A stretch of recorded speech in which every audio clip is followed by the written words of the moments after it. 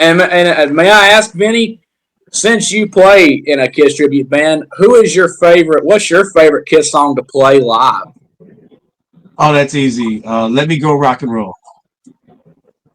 Wow, I that's a love good it. one. That's my favorite. That's my And for favorite you, Ace. Kit, yeah, "Let Me Go Rock and Roll" is a good one. Do y'all do the studio version or the live version? Well, you gotta do the live version. Ask Kevin, what's his favorite one to play? What's your favorite one, Kevin? Classic Kiss, it would be Parasite. Uh, Paris, going Paris. going beyond that, creatures of the night, man. Yeah, I'd like to get Creatures. that back in the set at some point. Oh yes. Now, Yeah, do you play Eric or do you play Peter? I play Eric. Yeah, I portray Oh, Eric Carr. Yeah, oh, so you're a fox. I'm the fox. Yeah, yeah. Awesome. Yeah, I really love Eric Carr's drumming, but sadly he died and at a really young Yeah. age and stuff. Did you ever get to Oh meet yeah. Eric Carr? 3 times. Yeah, during the Crazy Nights tour. Yeah, I Awesome. had I got backstage passes 3 times. Well, it was supposed to be for the life of the band, but that's a long story. I won't get into that. But I got to see him 3 times on that tour and got to meet the band backstage. All 3 times. So it was cool. He was a real cool dude, real nice, very approachable. Real, him and Bruce, both of them actually were. I got to spend some time talking to them, so that was something I'll take with me. To the day I die. So it's really cool. That's awesome. In Yeah, 2 weeks, yeah. in 2 weeks I'm going to Knoxville to meet Gene Simmons at the Fanboy Con. Oh, nice. Yeah. I told you, I Kevin. I was wondering when Gene was gonna start doing the cons. I knew it was coming. I knew it was. I told you he's gonna start doing the cons. Now, is it his band, Daniel, or is it just him? Is he going to be? Is he going to be performing? No, he's just gonna be doing some meet and greets and signing some Okay. autographs and doing photos. Bruce Kulick is gonna be there. I really would love to Yeah. meet Bruce, but I don't have. I only had the money to get Gene a ticket for Gene, but maybe on down the future I'll get to meet Bruce. But I'm gonna concentrate on the main Kiss members and just so that way I can tell Gene how much Kiss means to me and tell him about my Kiss tribute band and maybe see because sometimes Gene don't normally do it, but if he ever meets a fan that may have a tribute band or that may kind of stun Gene for a little bit and make Gene kind of stop and think like, oh really? Like you never know, he might bring you to lunch with him or bring you a dinner and then talk and stuff because Gene can sometimes do that. I've seen him do it before. Yeah. Yeah, Yeah. And which I it amazes me though that Gene Simmons has been through so much and he's never let anything stop him. Like Gene is like a train. He's rolling down the tracks and if something gets in his way, he's gonna run over it. You know. He's not gonna stop for anything unless if it's really an emergency. Gene is a true warrior and stuff.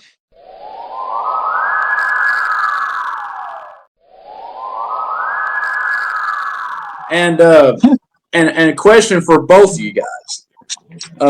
Whenever you're backstage, when you're putting on your makeup and getting ready for your show and stuff, do y'all ever because I always wondered about that because a lot of tribute artists that I'll ask them like backstage if they will ever like have music playing in the background or if they'll have like maybe some noise or having something to help them concentrate when doing the makeup because I sometimes have a hard time concentrating with my makeup. Of course, I've got where I live. There's dogs that bark all the time and stuff, and I have to keep some like sometimes music or some like movies playing in the background so it's not so quiet. When y'all are backstage putting on your makeup, do y'all ever like have music playing in the background or have some noise to help calm y'all down? Yeah. There's absolutely. always music. I Always music Yeah, there's playing. no yeah, Yeah. there's always I always have music on always. Yeah. Usually I put on like 80s new wave or something. I don't know what Kevin listens to. He listens, I think, to Dave bitch about shit. No, it's generally, because Dave and I get right in the same room most of the time. It's Kiss. He's always playing Kiss, which is cool, man. It's good to have that, before the show. I do So have a secret though. I have a secret that I do with my makeup that makes your makeup stay on so good that you can like splash a bottle. You can pour a bottle of water, empty a whole bottle of water in your face, and the makeup will still remain the same. It's hard to mostly do it though through a virtual, but I hang on a second. Well, I don't know because it'd be a mess to cut. But the way how I do my makeup is whenever I would draw out the spaceman face, I use a white eyeliner pen to start with because that way when I apply the white, I'm not smearing any like black and white together, and it kind of makes it a little easier. And then after I get done doing the white, like filling in the white, I'll start doing the black with a vitamin E eyeliner pen. In fact, let me actually show you real quick, so that way maybe this right here might help you out because I like to use the take some simple notes, stuff, Kevin. and it'll make your points. Notes. It'll make your points look so good. So this right here is what I used. It's a vitamin E black eyeliner pen, and this is what I use whenever I draw out the stars with the black at first, and then after that, I would use a little brush like this, if you can see it, to thicken it out. So that way it'll make your lines so straight to where it almost looks like stickers. And of course, I use this Mayron, the Mayron Clown White with my white. But what I was saying about the white eyeliner pen is this is the white version that I use. You start off drawing it on your face and then filling in the white from the outside and then do the black, and then I powder everything except the silver. What I do with the silver is I'll mix it with a little bit of baby oil and then get some I'm gonna say some elf clear setting spray, and then I'll mix them all together, and then once you put the silver on your face, it dries in and it will not come off unless it stays on so good that you can almost go swimming in it, which I wouldn't suggest it because then you'll be rubbing your eyes. You don't want that silver in your eyes, everybody out there. Listen, you do not want that silver in your eyes. Yeah. So what I'm wanting to try and do one day is try and have some professional video recorders come to my house, so that way I can do like a video and showing all these other Kiss tribute bands a good way to do Kiss makeup where it'll stay on longer and where it won't run during a show. Yeah, that's the key right there. Is not running during the show. Everybody, there's different. Everybody doesn't. I've heard different techniques. I've always done the one with I do my face white and then I take Q-tips and I draw the design out with the Q-tips. So if I fuck up, I can easily cover it back up before I set it. And then after I take all the makeup out of the shape of what I'm doing, then I'll powder it and then I'll add the black. And then I'll spray that black too with a setting spray too. That's awesome. But when you're playing Gene, you want to get that Alive 2 look anyways at the end of your show. If you don't look like Alive 2 at the end of your show, you didn't do it right. You know what I'm saying? Yeah. Right. Well, Kevin, tell them what you do. So I recently found, that I clean my face first with an exfoliator, to get the grease off my faces, just the natural oils of your face. Being Italian and all, and I will spray my skin with the setting spray first, and then do the makeup, then do the powder, then do the setting spray again. And since I've been doing that, spraying my skin first with the setting spray, it doesn't melt off my face like it used to. Like by the end of the show, it seems to hold up more. So that's my trick. That's good enough. Well, because I know I try not to sweat when I'm Ace. When I'm playing Ace, it's so hard because me being Italian, I'm a sweater. So it's so hard when I'm playing Ace not to sweat. I literally have a fan right next to me when I'm playing Ace to make my face dry, keep it, the sweat from running the makeup. audience fan or fan fan? Yeah. Audience. Get that joke? Yeah. He's got the girls in the front row pulling the shirts up and doing the fan like this. And and and another question for both of you guys, when you're playing live, do y'all use any pyrotechnics or not? Depends on the venue. Some venues will let us pretty much go do anything we want, and other venues it's like absolutely positively not. Yeah, It's very frustrating. But I was around when we were still doing pyro in the clubs back in the day before the fire in Connecticut. Was it Connecticut or Rhode Island? Rhode Island, I think. Rhode Island. Yeah. But you know never know. something? You'll never know. You'll never know until you ask the So venue. Say, hey, can we breathe fire? And they'll tell you. I have a system, and that's what I use for my smoker. I got it from Theater Effects. It's an igniter, and it has a long wiring. When you first get in the mail, it's like so long, but I had to cut it just that way it can fit in my guitar. And then you can have it rig up to your neck, but even though it'd be kind of tricky doing it because you'd have to tape it in place, and you don't want to tape it too much on the fret when you're playing and stuff. But the smoke to me is what's the main kind of theatrical effect for me because that's Ace's signature is having the smoking guitar. He's used it in Kiss, he's used it in his Frehley's Comet project, and he's used it solo and still uses it today. And stuff like that. But for me, whenever I'm playing, I like to just get my makeup on and get it the hell over with because putting on the makeup's like a chore. And just get up on stage, play the music, be the spaceman, and just be Ace. I enjoy it. I enjoy putting the makeup on. I enjoy becoming the character. Keep looking back in the mirror, and you start becoming the character. So when you go on stage, you're that guy. I don't go around pretending I'm Gene Simmons. You know what I mean?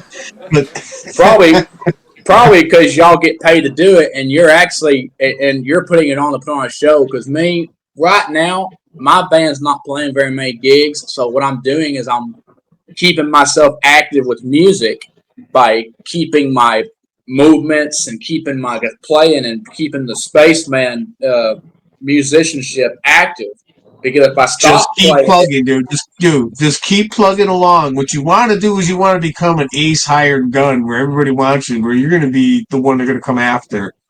Trying a tribute band from the ground up is like I spent 30 years, and the first 10 years was actually going through all kinds of guys that sucked or guys that like you're talking about. You can't get everybody on the same page, and then where I think with a lot of Kiss tribute bands that I've talked to, the key is either you become a hired gun or you own everything. You buy everything, you own everything, you hire everybody. You're the captain of the ship. And either you want to be that dude or you're going to be the hired gun. That's why I always tell everybody that gets involved in this, you want to be so good that you're a hired gun where somebody says, holy shit, I need an Ace or I need a Peter. And they can just call you up, and you're the guy because they know you're a pro. You're going to come in and nail it. Oh, yes. Well, I'm definitely open-minded for it. I mean, I just do whatever it takes to be in Kiss tribute band. The only problem is I've never flown in like a big airplane on a passenger plane before. I don't know how to do all that processing thing, but that's the what's kind of got me there is this. I don't really know how to. I don't know where I'd have to fly to, and then wherever I go, like if I was to fly up to New York, where I think y'all are at, I would need a place to stay, and I would need to have, I don't want. I gotta be able to have everything planned, and I gotta have everything, be aware of what I'm gonna do, because I don't want to go fly somewhere and all of a sudden I get stranded, and then me not being able to have a place to stay. And, when you get hired when you get hired from a band, like say it was Mr. Speed, they needed you. They just fly you in. He take care of you. Believe me, they make enough money When the money's there, you can be taken care of. They'll put you in a hotel room. You'll be set. We usually pick everybody up. We'll pick you up at the airport. We'll have a place for you to stay. You don't have to worry about nothing. Just ask Jim Satan.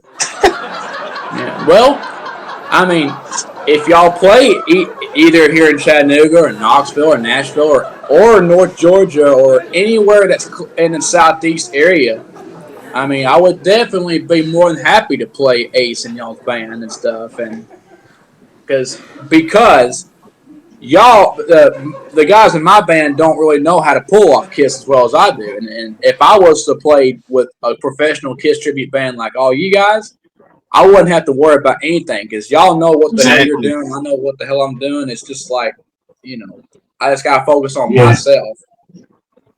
Exactly. That's what you want. That's why I tell everybody. I said that's what you want. You worry about playing Ace. I worry about playing Gene. You worry about playing the Fox. You worry about playing the Cat. What have you. And I worry about playing the Spaceman. Exactly. Know your part. Know your part. AKA the rock and roll astronaut, I say.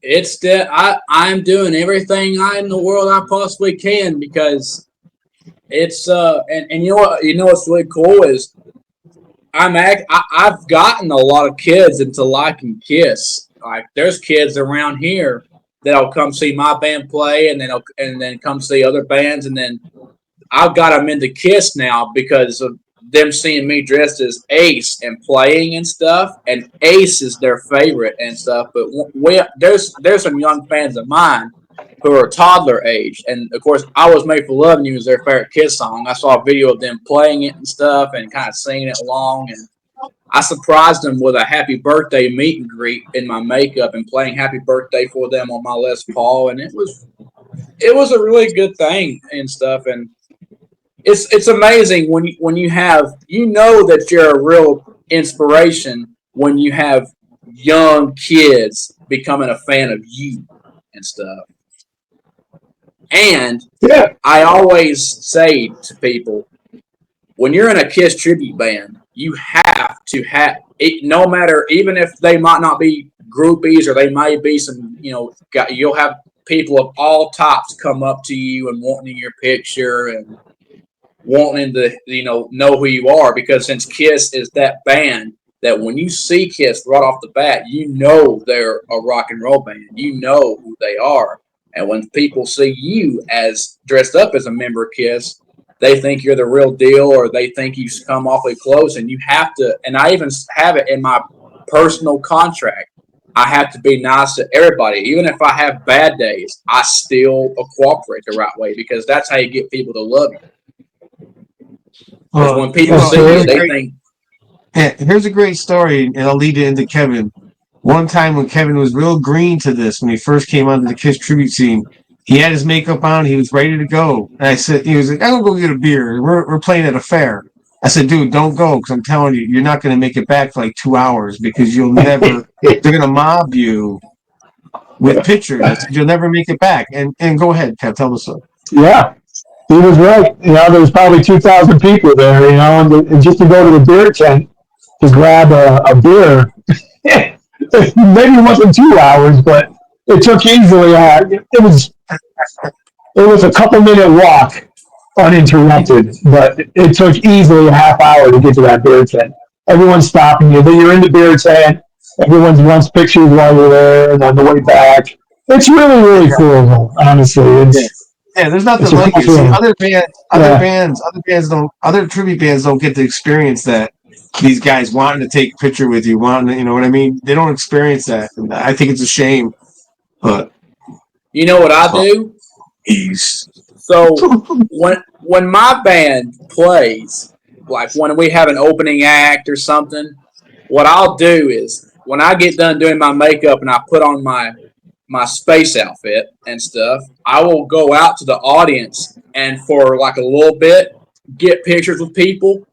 But then once it gets time for us to go up on stage, I'll pause that and then I'll get done doing the show. And then after the show, once I get done getting my guitar out of my hand and getting all my equipment put up, I'll go back out in the audience and get pictures with the people who didn't get to do it in the first place, just to give everybody a chance. You know what you know that?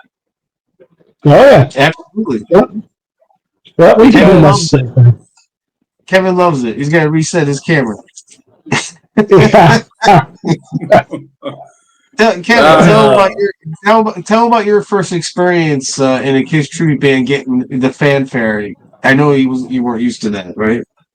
So, yeah, so just to give you perspective, Daniel, I've been in cover bands, rock bands, that kind of stuff, pretty much all my adult life. Um, we had a non-makeup Kiss tribute, for the 80s, 90s, and we had the wigs, we had the 80s, 90s outfits, that they'd wear and stuff like that. And everybody thought it was cool, people would come up to, hey, yeah, very cool, right? And then the first gig in makeup, it was like night and day. Night and day. They think you are the real people. And it's a real cool experience, man. It really is. that's awesome. All right, man. I'm just I'm plugging up my phone just so that way my phone's at 20%, but I ain't gonna let go. If I had to, I'll turn my camera around just so that way I can have it plugged up to an outlet because I'm really enjoying this interview. Like I don't want to go nowhere. Yeah, don't worry. I'll edit it. I'll edit it out. Edit her out. Edit her out. Kiss exposed. Edit her out. Is this for Yeah. the documentary? Paul, edit her out. Cuties out. Have you watched there? There's a great question, Dave. Here's a great question for you. What did you think when you first saw Kiss Exposed video? Me? Yeah. Yeah. We I'm not really sure if I got to see the full Kiss Exposed video, but I've got to see the music video for Rock and Roll All Night that has from Kiss Exposed. Oh, you never experienced Kiss Exposed? you could probably No, find I've it never on got to see YouTube. that one. Yeah, find it on YouTube, man, and you'll find it. No, I it's hard. have though. I have seen some clips from it, and I have seen some, clips from, in the '80s of Kiss. But there's one clip I really like to see.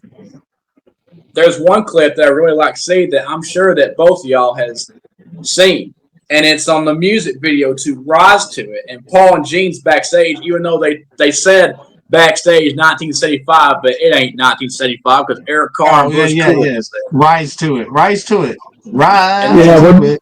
Yeah. And then Paul and you only Gene put on see the it. makeup, Yeah. and then Paul said, I think that without the makeup, it would make a difference. And then Gene disagreed, saying, if we take the makeup off, it's, so and so. Which to me, makeup or no makeup, it's still a Kiss show. But I've always thought that when Kiss took off the makeup, that showed the critics and showed the people that even without the makeup, they're still just as good. Although without the makeup, it's totally different, But Oh yeah. did y'all ever get to see Kiss without their makeup? Yes, Countless 1990. times. Countless times, Daniel. Yeah. I had a friend of mine. Go ahead. I had a friend of mine who saw Kiss on the Crazy Nights tour down in Mississippi, and Eric Carr, after the show, he would go to the nearest bar that's like close to the venue, and he was sitting at the bar one time. His hair was all big and stuff, and then my friend Howard Hall, he was on his way back to the hotel where they were staying at. He goes to the bar, and Eric Carr is sitting right there, just drinking him an ice cold beer.